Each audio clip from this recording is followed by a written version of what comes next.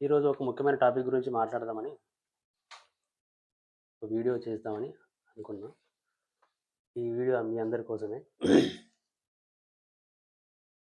ఏంటంటే ఈ మన ఎస్బీఐ లైఫ్ ఇన్సూరెన్స్ లోపట చిన్నపిల్లల పాలసీ గురించి మ్యాక్సిమం తెలుసు అందరికీ. అదే స్మార్ట్ స్కాలర్ అని చిన్నపిల్లల పాలసీ ఉంటుంది. మీకు అందరికీ తెలుసు. చాలామంది మన దగ్గర ఇన్వెస్ట్మెంట్ చేసిన వాళ్ళు కూడా ఉన్నారు.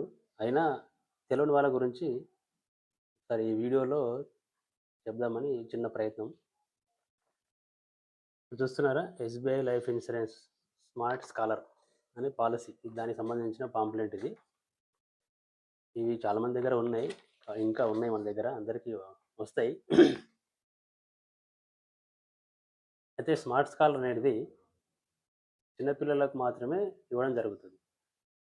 మీరు విన్నారు, చాలామంది మన దగ్గర పెట్టుబడి పెట్టిర్రు, తెలుసు. స్మార్ట్ స్కాలర్ అనేది ఎందుకు చిన్నపిల్లల గురించి అంటే, చిన్న మన ఇప్పుడు మన సొసైటీలో చూస్తూ ఉంటాం, తల్లిదండ్రులు పిల్లల గురించి ఎన్నో కలలు కంటూ ఉంటారు. కలలు కంటారు. వాళ్ళ కలల్ని సాకారం చేసుకోవడానికి వాళ్ళు చేస్తున్న ప్రయత్నానికి ఒక సెల్యూట్. ఒక జాబ్ చేస్తారు, బిజినెస్లు చేస్తారు, రకరకాల బిజినెస్లు ఉంటాయి, జాబ్లు, రోజు కష్టపడతారు. ఈ కష్టపడ్డ అమౌంట్ని పిల్లల చదువులకి, ఇంకా కొంత పెద్ద అయిన తర్వాత వాళ్ళ పెళ్ళిళ్ళకి,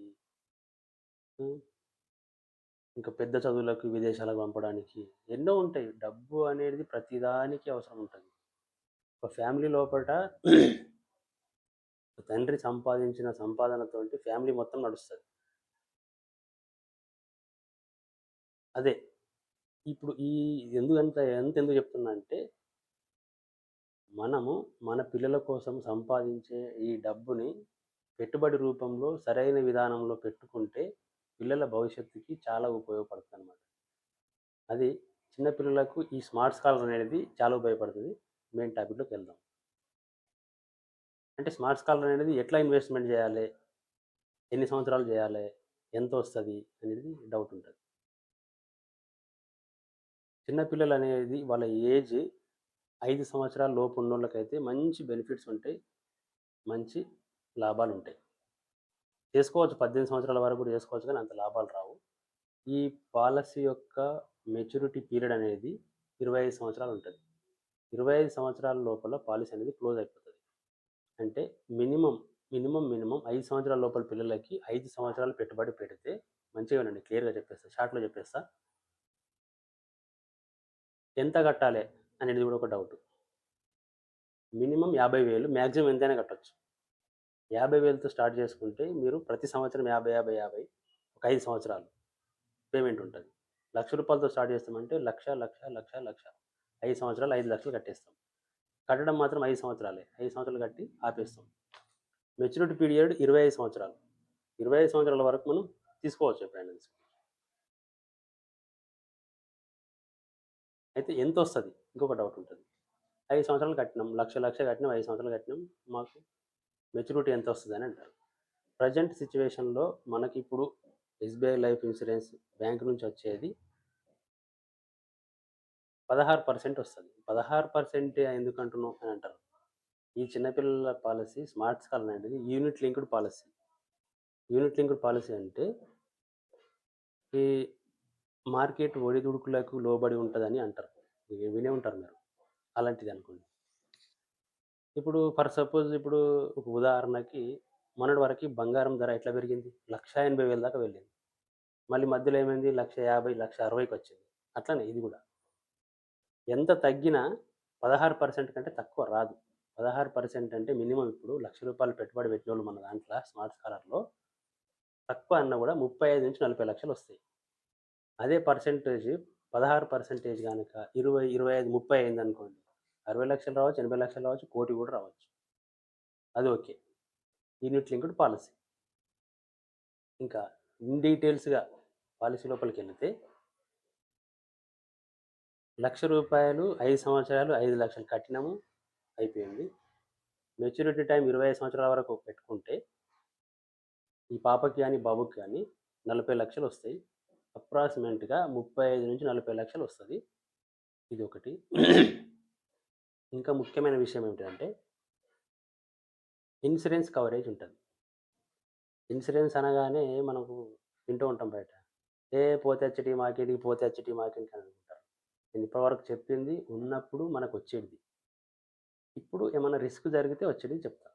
ఎట్లా అంటే, ఒక సంవత్సరం అంటే ఫస్ట్ పేమెంట్ మనం ఇప్పుడు కట్టినామంటే, ఒక నెల, 2 నెలలు, 6 నెలల తర్వాత ఏమన్నా రిస్క్ జరిగితే, న్యాచురల్ డెత్ అయితే మనం కట్టిన పేమెంట్ ఎంతైతే ఉంటుందో దాని మీద 10 ఎక్కువ, 10% ఎక్కువ. అంటే 1,00,000 కడితే 10 లక్షలు ఇన్సూరెన్స్. అదే యాక్సిడెంటల్గా ఏమైనా రోడ్డు మీద యాక్సిడెంట్లు అయ్యి రిస్క్ జరిగితే 20 లక్షలు ఇస్తాం. ఇది ఎట్లా? ఒక పేమెంట్ కట్టినప్పుడు రిస్క్ జరిగినప్పుడు, 2 పేమెంట్ కట్టిన రిస్క్ జరిగినప్పుడు, 3, 4, 5 ఎప్పుడు కట్టినా 5 కట్టిన తర్వాత జరిగితే కూడా ఇది సేమ్. ఇంకొక ట్విస్ట్ ఏమిటిదంటే, ఒక సంవత్సరం ఒక్క పేమెంట్ కట్టి రిస్క్ జరిగితే 20 లక్షల ఇన్సూరెన్స్ ఇచ్చిన తర్వాత మిగిలిన 4 కట్టేటిది ఉండదు. బ్యాంకే కట్టుకుంటుంది. మళ్ళీ మెచ్యూరిటీ టైంలో 40 లక్షలు అనేది అది సపరేట్. అది ఫ్యూచర్లో వస్తుంది. నామినీ తీసుకోవచ్చు, లేదా పిల్లలు కూడా తీసుకోవచ్చు. అర్థమైందా? ఒక్కటి కట్టిన తర్వాత రిస్క్ జరిగితే కూడా ఇన్సూరెన్స్ ఇస్తాం. మిగతా 4 కట్టేది ఉండదు. మెచ్యూరిటీ టైంలో మెచ్యూరిటీ అమౌంట్ కూడా తీసుకోవచ్చు. ఇది క్లియర్. దీంతో పాటు మనకు అడుగుతూ ఉంటారు, ఇన్సూరెన్స్ అనేది ఎప్పటి వరకు ఇస్తారు? 5 ఏళ్ళే కడతాం కదా, 5 ఏళ్ళ వరకు ఇస్తారని అంటారు.